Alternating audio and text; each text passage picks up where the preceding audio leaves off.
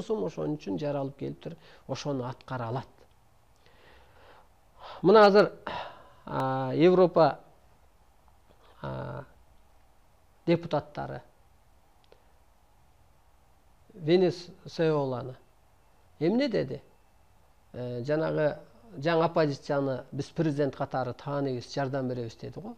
Ана мен ойлондум, бул жаңылыктарды карап отуруп. Европа батыш дүйнөнү бийлесем дейт, бирок бийлей албайт деп берилет ааламдан. Анткени ааламдын сырын билбейт, ошончо энергиясы жок. Могу от, суу, таш, абанын кереметин билбейт, анан адамдын жашоого жаралуу максатын билбейт. Ана мен чечим чыгардым.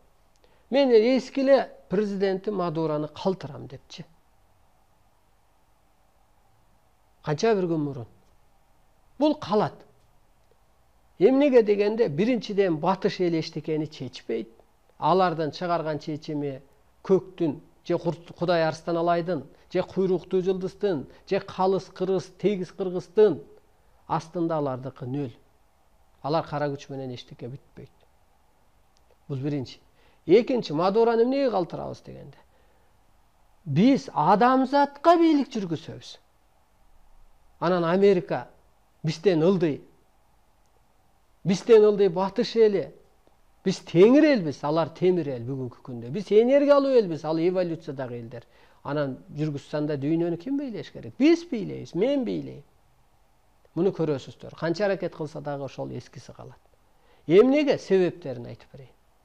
Америка ошол кен байлык, нефти ошол жерде запасы көп болгондуктан басып алам деп атат. Жок.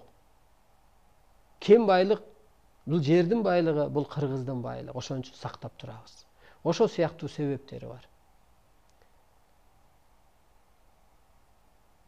2011-жылдардагы